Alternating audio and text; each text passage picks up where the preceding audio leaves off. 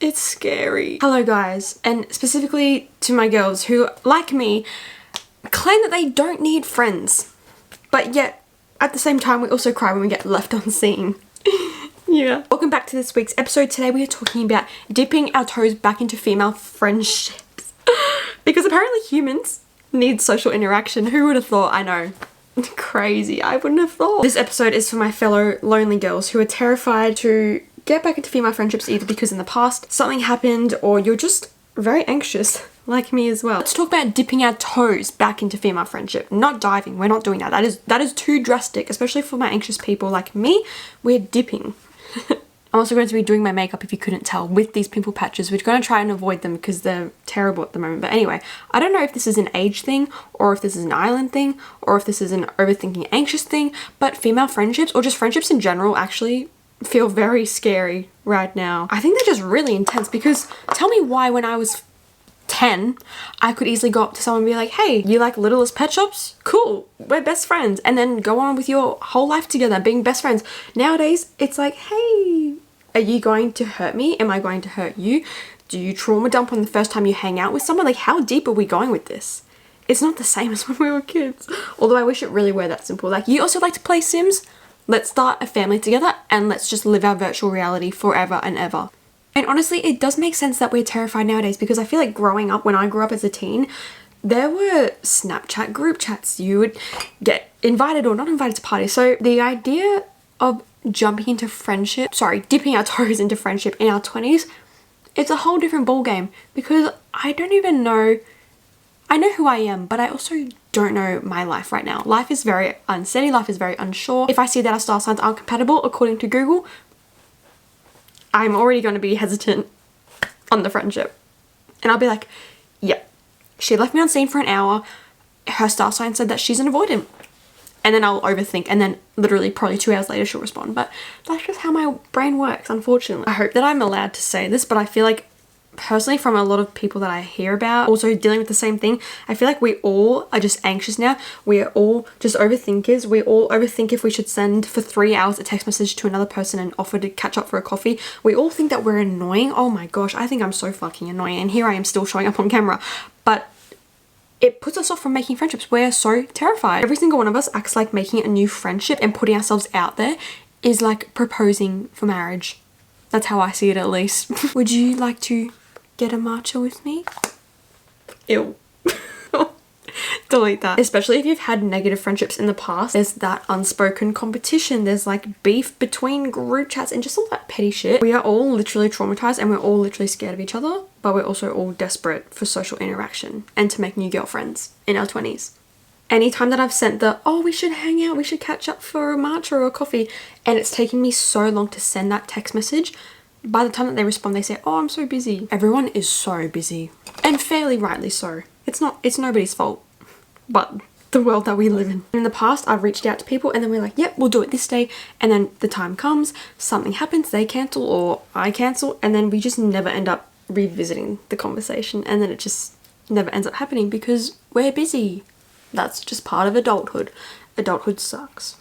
Once again, who's surprised? Not to expose myself, but I have been in the lonely girl era for quite some time after some friendship issues happened in the past. Not gonna lie, it just didn't work out. They made me feel a certain type of way. I said some shitty things.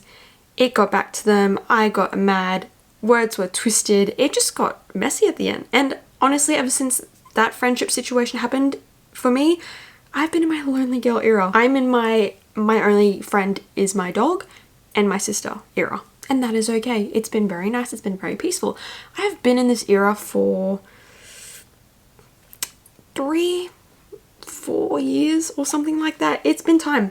I feel like a little bit of a dinosaur. I don't know how really to interact with people nowadays, because it's not like I'm going to high school and meeting people. It's not like I go to uni anymore. How am I supposed to make friends? And it's not shameful. I don't want you guys to feel bad about being lonely, because for a very long time I felt very bad about being lonely when I would see girls on TikTok and Instagram catching up for Friendmas and Thanksgiving and things like that. I was like, damn, why don't I have that? But it's okay. There's nothing to be ashamed about. If anything, it's just a reminder of what you don't want and what you do want in your friendships, and to make time for yourself, because you probably were burning yourself out, stretching yourself thin in too many places. Now it's taken me years to realize, you know what? maybe it would be nice to reach out and have a friend.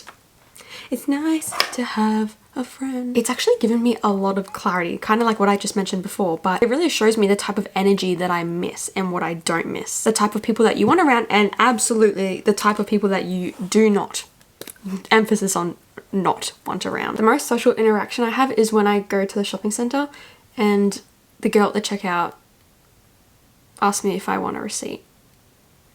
And then I want to give her a compliment because I think she looks really pretty, and then I get shy and I forget that I can say those things, but I just get in my head, I'm like, oh, is that weird to say to another girl? No, I think if someone said that to me, that would be really sweet, and that would absolutely make my entire year. But for some reason, I just don't think I can say those things because I feel like a dinosaur once again. But I remind myself that my loneliness means that I'm setting my boundaries. It's giving me clarity. It's giving me growth, self-respect. It's freaking amazing. Okay, don't try and tell yourself that it's a bad thing. Make sure you see it as a good thing. Currently for me, the way that I've been soft launching myself back into female friendships is by setting myself a little tiny goal, and also not putting too much pressure on myself to get it done. And if I don't want to bash myself over it. Like, it's okay, it's fine. So we need to be realistic. We're not suddenly going to brunch with 10 different girls all wearing matching outfits with our journals and trauma dumping on each other. If that's what you want to do, then that's great. My first thing is reply to someone's story, or even give someone's story like a little heart react, because I feel like that's saying, like, that says a lot. This is incredibly sad, but I feel like it does say a lot. It's almost like sending a message if you reply to someone's story, but it's giving, you have an excuse to connect with someone. It's literally the simplest way you can start. Even send a meme, a non-threatening meme, if you know that they're a bit of a humorous person. I feel like that's always fun. And if you get to the point with someone when you're messaging them and you're gonna catch up for a coffee or an ice cream, I feel like something like that is really good, because it doesn't mean you're committing for a whole meal, but if you have a quick coffee, you can kind of gauge the situation, the vibe, and it tells you a lot about someone. So go for a 20-minute coffee, nothing more, nothing less. I think that is a great first date. Even if you're going on a date with a guy, you can't go wrong there. And when you're on that damn coffee date, look for the energy that calms you, that is comforting, that is nice, and you don't get any bad vibes from, okay? Because that's your girl. If you're with that person and you stop overthinking for 5 minutes, come on. I couldn't think of anything worse and something that would send me back into my hermit cave than catching up for coffee with a girl and she treats it like a fucking job interview. I've got so much trauma for job interviews. Let's talk about the green flags to look for. You want to look for the safe feeling, as I already mentioned, but you also want to notice the way that they text you. I love the girls that will text and be like, ha ha ha, but in all capitals. Like, they're not afraid to scare off people like that, because I know all capital text messages are very bold and it's like you're screaming at me, but if they say ha ha ha, no, I'm literally the same, I'm like, yes, I feel understood, thank you so much. It's not a competition, we are the same, we can relate to each other, we share the same interests and struggles. Also, girls that kind of love bomb you, if they're like, oh, we're best friends now after one catch up, I don't like that. It's a bit scary. Don't get me wrong, I think it's very exciting when you catch up with a girl and you're like, yes, we clicked, yes, they're my new friend. But you can't go to the extreme and be like, want to start having a sleepover every night. No. That is what I'm talking about right there. Okay, there's a difference. They clap for you and they are proud of you. The girls who don't feel like they're threatened, that is a huge green flag. I also want girl friendships in my life who don't require a 4-paragraph explanation on why I texted okay with okay, 2 letters. I don't need that anymore. That was very post high school. I had friendships like that. I don't need that anymore. I know that's what I do not want. And if we just can feel each other's vibe without even having to explain ourselves, that is amazing. I don't want to have to explain myself every 2 seconds for the way that I looked and blinked and breathed near you. That sounds very harsh, but after spending a lot of time alone, I don't want to say I have high standards, because I don't, but I know exactly what I'm willing to settle for and what I'm not willing to have in my life anymore, because it's been so peaceful for the last 4 years. The next step that I'm kind of going through is learning to be a good friend again, because don't get me wrong, I've got friends on social media that I talk to and things, but I don't have a best friend. I don't have a good friend, and learning to be that again is scary and it's confusing. Making friends is one thing, but remembering and relearning how to be a good friend, I'm still figuring that out. A huge part for me is just taking accountability, especially for the past friendship situations and things that I said wrong, that I would do differently nowadays, or that I wouldn't do in the future, because the way that I handled things when I was 19 was just not good. Like, communication did not exist to me. I was the queen of disappearing acts. I was basically a magician, which is not great. I know that now, but at the time, that's how I coped with things. The things that I've been doing that have been helping me is actually messaging people when I think of them, or sending them something that reminds me of them. I think that's very considerate and very thoughtful. Being honest and about things that might seem insignificant, but to me they matter. Like if I have a low social battery tomorrow, I'm going to tell you, because I'm not going to set us up for a shitty time. I'm just going to give you a warning in advance and be honest about that, so we can do a low effort activity if you're also feeling the same. It takes the pressure off both of us. And being consistent, like don't ghost your friends when something gets overwhelming or too much. Just communicate to them. And that simple message could literally be like, hey, I'm all good, just at home, how are you? Thank you for checking in. It can be so simple. That message within itself could save a friendship. Don't overthink it, because that's exactly what I used to do. And I would send people paragraphs of justifying the way that I did things, and nowadays I'm like, why would I would never do that today. It's not worth it if you have to do that in a friendship, for me at least. But I understand at the same time, if you're the type of person who requires a lot of reassurance and you're very anxious in that way, it's hard. But you can't let that get the better of you in your friendships and any relationship. A huge reason for me as to why I've been hesitant for 4 years to step back into the friendship scene is because the fear of getting hurt is very valid. It's very real. And if I start to feel like I'm forming a connection with a girl, if I have some good conversation with her on Instagram, or I even meet up with someone in real life, I'm like, oh, this is too good to be true. Something bad's gonna happen. I'm already setting myself up for failure because I'm so scared to get hurt again, or even to hurt them. I don't want to hurt another person. In past friendships, I was always the backup friend. I was always the third person in the trio. I was always the person who got invited when the other person cancelled, and I do not ever want to be in that situation again. It always made me feel fucking shit. My self-worth was very small at that time because of the friendships that I was surrounding myself with. If you're in a friendship like that, in the moment it's very hard to see, because they still make you feel loved when they do invite you and when they do make time for you. But the times that they do make time for you are it's because it's convenient for them. It's not because they genuinely truly want you there. It's not because they genuinely love you. I know that's really harsh, but I had to learn that myself. Push aside that old shit. The new people nowadays, they don't want to hear about the trauma that you went through in 2019. They don't want to hear about the old paragraphs you drafted up in your notes app to send to your old friendships. They don't care about that. They don't want to talk about that. That's in the past. Leave it there. That is something that I've also had to work on. Leave it over there. It's for the best. You have to let people meet the new you now. Not the past you, the you now. Same for you. You have to let yourself meet new people for the version that they are now, not because if you heard a rumor about them from years ago. And yes, you will get hurt sometimes. It's not to say that you're never going to get hurt again, because putting your heart out there and giving yourself the opportunity to meet people, you are probably going to get hurt again. But that doesn't mean that you're also not going to meet the girl who can help heal your wounds and make you feel so included and loved once again. Wow, I needed that. Take risks slowly.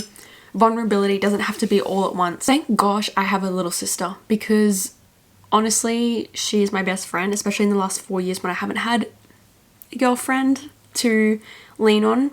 It reminds me of what I miss out on, the joy that a female friendship can bring. And obviously she's my sister, so it's a whole different type of friendship. But just being able to have some unhinged humor and girl banter and just ranting about boy things, it is so relieving and comforting. Obviously she's my sister, like I said, but I know that I can have a female friendship out there that is similar to that feeling that I have with my sister. Girl friendships are magical. No one will hype you up like another woman who is rooting for you. The interactions that always stick with me are the random ones that happened in the bathroom of a restaurant and a girl told me she liked my lip liner and that I was beautiful. Those interactions always stick with me because it's always girl to girl. It's so wholesome and sweet when it's positive interaction, but when it's a negative one, oh, okay, stop, see? I'm already going straight back to the negatives in female friendships. Let's look for the positives, guys. You and me both. Girl friendships just feel safe in ways that romantic ones don't. We just get the icks, we get the self-doubt, we just get each other, and I freaking love that. Sometimes it's just nice to not have to explain how you're feeling, and I feel like girls have an intuition where we can just read each other's minds sometimes. Those interactions remind me that there is hope out there, and I hold on to that sometimes when I feel like, oh my god, I'm never gonna find a female friendship like I had when I was a kid. No, there is hope out there. So I'm assigning you a little challenge. Yep. That's right, don't be scared, don't run away, don't hop off this video, I'm watching you. It's nothing scary, it's very soft and very simple. We're dipping our toes, we're not diving in, okay? I need you and want you to send one little message today. It can be replying to someone's Instagram story, so it is so simple. You have an excuse to message this person and make conversation. Or even if you see something in the shops and you're like, I saw this makeup brush and I thought of you. because you know that person likes makeup. It's very thoughtful. That alone will open a door. Start with that tiny goal, and then eventually you can invite them for a 10-minute walk, a matcha date, a book catch up, something very easy, low effort for both of you. I've been assigning myself a little task each month to message one person, and I've done it the last 2 months. It is very scary. I'm very honest about it. I literally said in one message, I'm literally putting my balls on the table right now, which is, you know what, it's kind of terrifying, but at least it's honest, right? I said that to the recent person. We haven't caught up yet. Hopefully we will, but no pressure. It's all good. At least I achieved my little goal that I set for myself. My new goal for December that I'm setting is to compliment at least one stranger. I know it sounds so stupid, but to me it's very terrifying, especially with my social anxiety. I'm like, oh, my face is going to go red. I don't want to talk, but I'm going to try and I'm going to do it. I am. And one final reminder, you don't need a whole freaking squad of a big group of girlfriends. You just need one good friend that you feel seen and loved by. Obviously, you guys here watching this video are my best friends. Like, I would not be here without you. Whenever I read your comments and your messages, you make my absolute day. Anyway, I don't get too cheesy. I will start crying. Big love. You've helped me more than you know. So if you're feeling lonely, same. We're in this together. We're figuring it out, one lonely Instagram swipe up at a time, one panic attack at a time. It's okay. Here's your hug. I love you so freaking much. I hope you have the best day ever, and take it easy on yourself. Sometimes we all forget, but we need to. Bye.